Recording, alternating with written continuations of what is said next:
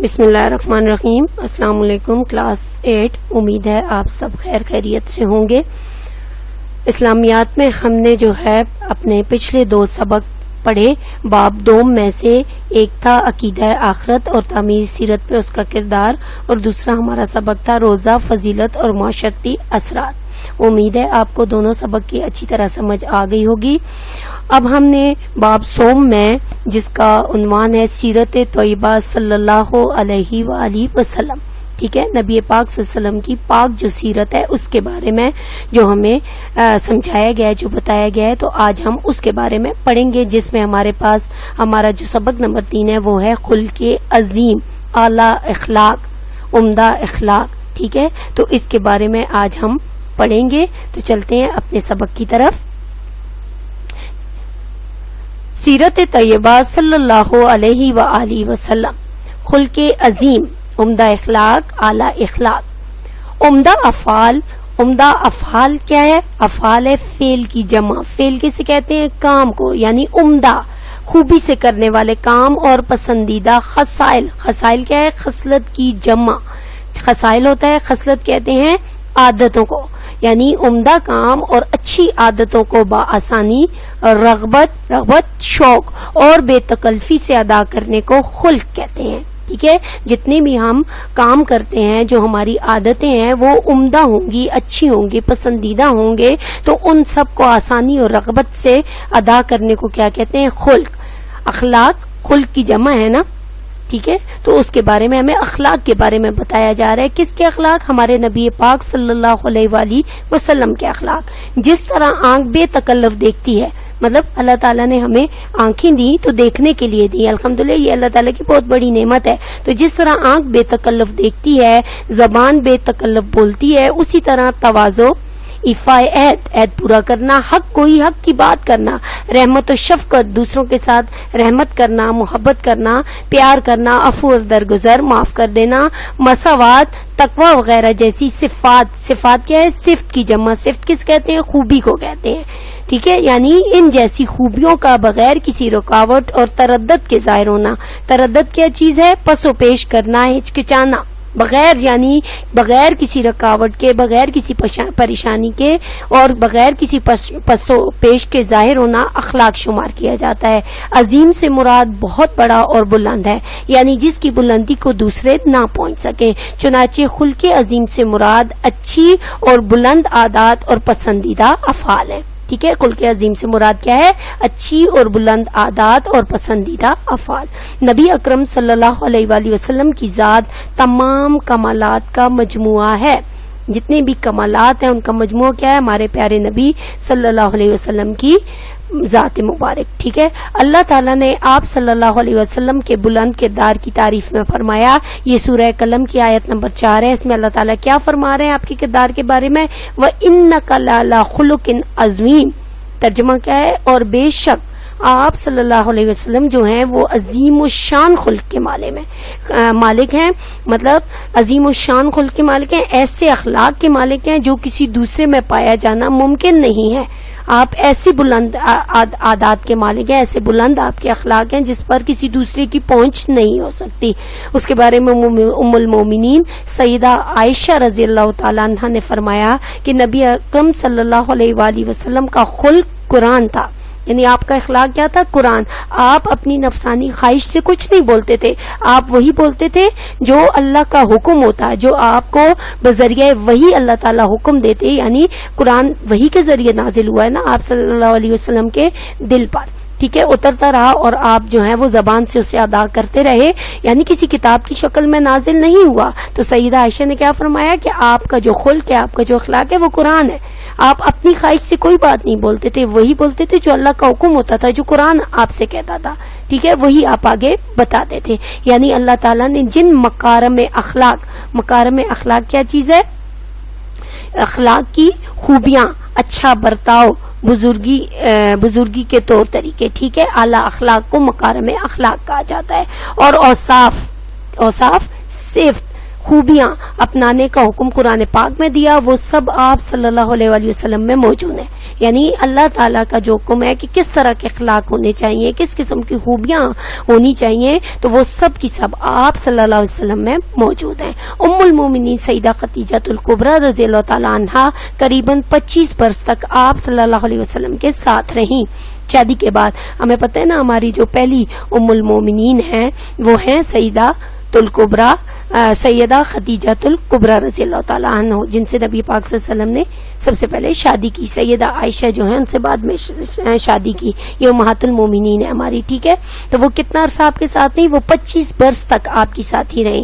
آغاز وحی میں جب وحی آپ پر نازل ہونا شروع ہوئی, جو وحی کا آغاز تھا, سٹارٹ تھا, اس میں انہوں نے آپ کو پریشان اور متفکر دیکھ کر آپ کو تسلی دیتے ہوئے فرمایا اللہ کی قسم اللہ آپ صلی اللہ علیہ وسلم کو کبھی غمگین نہ کرے گا. آپ صلی اللہ علیہ وسلم صلہ رحمی کرتے ہیں, مقروضوں کا بوجھ اٹھاتے ہیں, غریبوں کی مدد کرتے ہیں, مہمانداری کرتے ہیں, حق کی حمایت کرتے ہیں اور مصیبتوں میں لوگوں کے کام آتے ہیں. ٹھیک ہے, یہ ساری خوبیاں آپ میں پہلے سے موجود تھیں. یعنی جب ابھی آپ کو نبوت نہیں ملی تھی, ابھی آپ نبوت سے جو ہے روشناس نہیں ہوئے تھے, اس وقت سے بھی پہلے آپ صلی اللہ علیہ وسلم میں یہ ساری خوبیاں تھیں.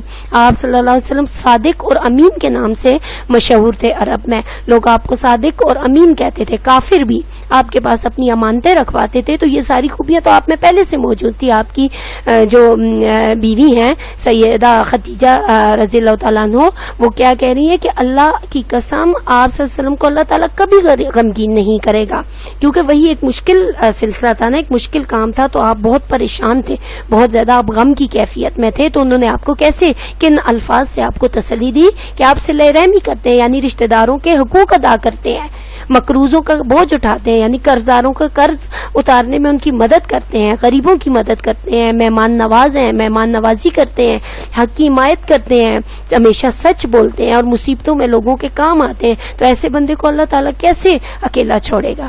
ٹھیک ہے, آپ صلی اللہ علیہ وسلم خود اپنے ہاتھ سے کام کرنا پسند کرتے تھے. آپ صلی اللہ علیہ وسلم اپنے کپڑوں میں اپنے ہاتھ سے پیوند لگا, پیوند کیا کہتے ہیں, جب کپڑوں کے اندر کوئی سوراخ وغیرہ ہو جاتا تو اس کے اوپر دوسرا کپڑا رکھ کے سلائی کی جاتی تھی, تو اس کو پیوند لگانا بولتے ہیں. ٹھیک ہے, تو یہ پیوند لگانا ہوتا ہے. گھر میں جھاڑو دیتے, دودھ دھو لیتے, بازار سے سودا خرید کر لاتے, اپنا جوتا مرمت کر لیتے, جانوروں کو چارہ ڈالتے اور غلام کے ساتھ مل کر آٹا گوندھ لیتے. دے دیں گے ہمارے نبی صلی اللہ علیہ وسلم کے اخلاق دیکھیں کہ وہ گھر میں کس قسم کے تھے. وہ اپنے کام خود کرتے تھے. نبی اکرم صلی اللہ علیہ وسلم دوسروں کے کاموں میں بھی مدد فرما دیا کرتے. ایک دفعہ آپ صلی اللہ علیہ وسلم نے سیدنا خباب بن الارت رضی اللہ تعالیٰ عنہ کو کسی غزوے پر بھیجا. ان کے گھر میں کوئی اور مرد نہ تھا. اس بنا پر آپ صلی اللہ علیہ وسلم ہر روز ان کے گھر جاتے اور دودھ دھو دیا کرتے. شرم و حیا ایمانی کا ایک حصہ ہے. نبی اکرم صلی اللہ علیہ وسلم کی ایک ایک ادا سے شرم و حیا ظاہر ہوتی. آپ صلی اللہ علیہ وسلم نے کبھی کسی سے تلخ کلامی نہ کی, تلخ کلامی نہ کی, برے لہجے میں بات نہیں کی, یعنی اونچی آواز میں, کبھی اونچی آواز میں کہکا لگا کر نہ ہنسے. اگر کسی کی کوئی بات بری لگ جاتی تو زبان سے اظہار نہ فرماتے, بلکہ صحابہ کرام رضی اللہ تعالیٰ عنہ چہرے سے ہی جان لیتے. یعنی چہرہ مبارک سرخ وغیرہ ہو جاتا تو وہ جان لیتے تھے کہ آپ کو یہ بات اچھی نہیں لگی. آپ کبھی بھی زبان سے نہیں کہتے یا اس بندے کو ٹوکتے نہیں تھے. عرب رفع حاجت کے وقت پردہ نہ کرتے تھے. رفع حاجت آپ سب کو اچھے سے پتہ ہے کہ اس وقت یہ واش روم وغیرہ تو ہوتے نہیں تھے, تو یہ جو ضرورت ہے اس کے لیے لوگ ذرا دور کہیں کھیتوں وغیرہ میں دور کہیں جایا کرتے تھے, تو وہ پردہ نہیں کرتے تھے. نبی اکرم صلی اللہ علیہ وسلم نے اس حرکت کو ناپسندیدہ قرار دیا اور خود آپ صلی اللہ علیہ وسلم کا معمول یہ تھا کہ رفع حاجت کے لیے آبادی سے بہت دور نکل جاتے تھے, یعنی یہاں پہ کوئی دیکھنے والا نہ ہو تو بہت دور چلے جایا کرتے تھے. یہ بھی شرم و حیا کا ایک حصہ ہے. بندہ دوسروں سے جو ہے وہ شرم محسوس کرے, حیا محسوس کرے.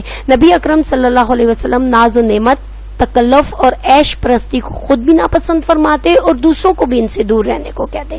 مطلب یہ کہ بہت زیادہ شوشا, بہت زیادہ شان و شوق, ان چیزوں کو آپ نے بہت زیادہ ناپسند قرار دیا ہے. ایک دفعہ ایک انصاری صحابی نے بہت اونچا گنبد والا مکان بنایا تو آپ صلی اللہ علیہ وسلم نے اسے ناپسند فرمایا اور کہا کہ ضروری عمارت کے سوا ہر عمارت انسان کے لیے وبال ہے. ٹھیک ہے، وبال یعنی پریشانی کا باعث ہے، اس کے لیے جو ہے مصیبت کا باعث ہے۔ نبی اکرم صلی اللہ علیہ وسلم رہبانیت کو ناپسند فرماتے تھے۔ رہبانیت کیا ہے کہ مطلب ایسی عبادت کرنا کہ ہمیشہ روزے رکھیں گے یا ہمیشہ جو ہے وہ رات بھر عبادت کرتے رہیں گے اور کسی سے بات چیت نہیں کریں گے، کسی کے ساتھ تعلق واسطہ نہیں رکھیں گے، یا جنگل میں چلے جائیں گے اور وہاں اللہ کی عبادت، اس چیز کو آپ نے ناپسندیدہ قرار دیا۔ آپ نے کہا دنیا میں رہ کر لوگوں کے اندر ان کے حقوق و فرائض ادا کرتے ہوئے اللہ تعالیٰ کی عبادت کرو، اس چیز کو اللہ تعالیٰ نے بھی پسند کیا اور ہمارے نبی پاک صلی اللہ علیہ وسلم نے بھی اس کو پسند کیا۔ سیدنا عبداللہ بن عمر رضی اللہ تعالیٰ عنہ نے ایک مرتبہ یہ عہد کر لیا کہ ہمیشہ دن کو روزہ رکھیں گے اور رات بھر عبادت کریں گے۔ اس پر آپ صلی اللہ علیہ وسلم نے انہیں فرمایا کہ تم پر تمہارے جسم کا حق ہے، آنکھ کا حق ہے، بیوی کا حق ہے، مہینے میں 3 دن کے روزے کافی ہیں، یعنی تمہارے گھر والوں کا تم پر حق ہے۔ تمہارے جسم کا ہمیشہ اگر دن کو روزہ رکھو گے اور رات بھر عبادت کریں گے تو ظاہر ہے جسم تھک جائے گا، بیمار پڑ جائیں گے آپ۔ آنکھ کا حق ہے، یعنی رات بھر عبادت کرتے رہو گے اور نیند نہیں لوگے تو اس سے بھی جو ہے وہ ذہنی پریشانی ہوتی ہے۔ تو آپ صلی اللہ علیہ وسلم نے فرمایا مہینے میں آپ 3 دن کے روزے رکھیں تو یہ آپ صلی اللہ علیہ وسلم کے لیے کافی ہیں۔ ٹھیک ہے، یہاں تک ہم نے اپنا سبق پڑھا۔ اب ہم مشق کیا سوال جو ہے ہماری مشق میں جتنے سوال مفصل دیے گئے ہیں، مفصل کیا ہوتا ہے؟ تفصیل کے ساتھ جواب دینا، ڈیٹیل کے ساتھ بتانا کہ ہم سے کیا بات پوچھی جا رہی ہے، ان کا جو بات ہم سے پوچھی جا رہی ہے اس کو تفصیل کے ساتھ بیان کرنا۔ تو ہمارے پاس ہماری مشق میں پہلا سوال کیا ہے کہ نبی اکرم صلی اللہ علیہ وسلم خلق عظیم کے مالک ہیں، مفصل نوٹ لکھیں، یعنی ہمیں بتایا جا رہا ہے خلق، تو کس قسم کی وہ عادات ہیں ان میں وہ ساری آپ نے تفصیل کے ساتھ لکھنی ہے، اور آپ کی امہات المومنین نے اس بارے میں آپ کے بارے میں کیا فرمایا، یہ ساری تفصیل آپ نے آنسر میں لکھنی ہے، جواب میں لکھنی ہے۔ جواب ہے آپ کے پاس نبی اکرم صلی اللہ علیہ وسلم کی ذات تمام کمالات کا مجموعہ ہے۔ اللہ تعالیٰ نے آپ صلی اللہ علیہ وسلم کے بلند کردار کی تعریف میں فرمایا وَإِنَّكَ لَعَلَىٰ خُلُقٍ عَظِيمٍ، تو بے شک کاپی میں آپ جو ہیں وہ آیت نہ لکھیں، آپ جسٹ ترجمہ لکھتے ہیں، ٹھیک ہے، ترجمہ لکھیں، اوپر لکھیں کہ بلند کردار میں فرمایا اور نیچے لکھیں ترجمہ بلیک مارکر سے، اور پھر آگے آپ بلو پین سے لکھیں اور بے شک آپ صلی اللہ علیہ وسلم عظیم الشان خلق کے مالک ہیں، یہ اس کا ترجمہ ہے، ٹھیک ہے۔ پھر آگے ام المومنین سیدہ عائشہ رضی اللہ تعالیٰ عنہ نے فرمایا کہ نبی اکرم صلی اللہ علیہ وسلم کا خلق قرآن تھا، یعنی اللہ تعالیٰ نے جن مکارم میں اخلاق اور اوصاف کو اپنانے کا حکم قرآن میں دیا وہ سب آپ میں موجود ہیں۔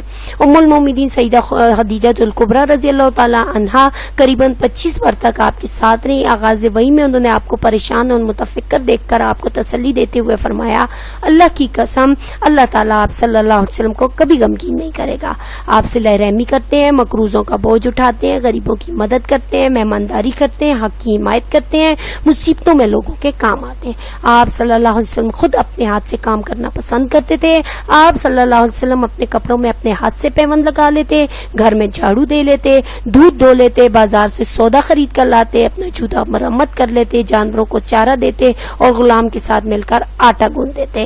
نبی اکرم صلی اللہ علیہ وسلم دوسروں کے کاموں میں بھی مدد فرما دیا کرتے۔ شرم و حیا ایمانی کا حصہ ہے۔ نبی کریم صلی اللہ علیہ وسلم کی ایک ادا سے شرم و حیا ظاہر ہوتی ہے۔ آپ نے کبھی کسی سے تلخ کلامی نہ کی، کبھی اونچی آواز میں کہکا لگا کر نہ سے، اگر کسی کی کوئی بات بری لگ جاتی تو زبان سے اظہار نہ فرماتے، بلکہ صحابہ کرام رضی اللہ تعالیٰ عنہ چہرے سے ہی جان لیتے۔ عرب رفع حاجت کے وقت پردہ نہیں کرتے تھے، آپ نے سرکت کو ناپسندیدہ قرار دیا۔ آپ صلی اللہ علیہ وسلم نے ناز و نعمت، تکلف، عیش پرستی کو خود بھی ناپسند فرماتے اور دوسروں کو بھی ان سے دور رہنے کو کہتے۔ ایک دفعہ ایک انصاری صحابی نے بہت اونچا گنبد والا مکان بنایا تو آپ نے اسے ناپسند فرمایا اور کہا ضروری عمارت کے سوا ہر عمارت انسان کے لیے وبال ہے۔ نبی اکرم صلی اللہ علیہ وسلم رہبانیت کو بھی ناپسند فرماتے تھے۔ آپ صلی اللہ علیہ وسلم اپنی امت میں سہولت اور آسانی والا عمل جو ہے پسند فرماتے تھے۔ ایک شخص نے آپ صلی اللہ علیہ وسلم سے سیدنا معاذ بن جبل رضی اللہ تعالیٰ عنہ کے بارے میں شکایت کی کہ وہ جب نماز عشاء میں امامت کرواتے ہیں تو لمبی لمبی صورتیں پڑھتے ہیں۔ آپ نے یہ سنا تو بہت غضبناک ہوئے، بہت غضب، شدید غصہ جس کو کہتے ہیں اس کو غضبناک ہونا کہتے ہیں، اور لوگوں سے خطاب فرمایا جو شخص تم میں سے نماز پڑھائے مختصر پڑھائے، ٹھیک ہے. یہ کیونکہ آپ سہولت چاہتے تھے نا, لوگوں کے لیے آسانی چاہتے تھے, تو آپ نے کہا مختصر پڑھایا کرو. نبی اکرم صلی اللہ علیہ وسلم ہمیشہ عدل و انصاف سے کام لیتے. ایک دفعہ ایک مخزومی عورت نے چوری کی. قریش نے محبوب رسول صلی اللہ علیہ وسلم سیدنا اسامہ بن زید رضی اللہ تعالیٰ عنہ سے سفارش کے لیے کہا. آپ نے ناراض ہو کر فرمایا بنی اسرائیل اسی بدولت تباہ ہوئے کہ وہ غریبوں پر حد جاری کرتے تھے اور عمرہ کو چھوڑ دیتے تھے. آپ صلی اللہ علیہ وسلم نے زندگی بھر کبھی اپنی ذات کے لیے غصہ کیا نہ ہی انتقام لیا. آپ صلی اللہ علیہ وسلم ہمیشہ اللہ تعالیٰ کی خاطر ہی غصے کا اظہار فرماتے تھے. ٹھیک ہے, تو یہ ہو گیا آپ کے پہلے سوال کا جواب جو آپ نے لکھنا ہے. دوسرا سوال ہے ہمارے پاس, نبی اکرم صلی اللہ علیہ وسلم کے ازواج نے آپ صلی اللہ علیہ وسلم کے اخلاق کے بارے میں کیا فرمایا. ابھی ہم پچھلے جو ہمارا پہلا سوال ہے اس میں بھی ہم نے یہ چیز پڑھ لی ہے, کیونکہ وہ دینا ضروری تھا. وہ ہم سے مفصل پوچھا جا رہا تھا کہ خلق عظیم جو آپ کے بارے میں کہا گیا اس سے کیا مراد. تو ابھی آپ کے پاس یہ دوبارہ سے آ گیا, دوبارہ میں نہیں پڑھوں گی کیونکہ ہم اس کو سمجھ چکے ہیں. تو آپ نے یہ بھی لکھنا ہے.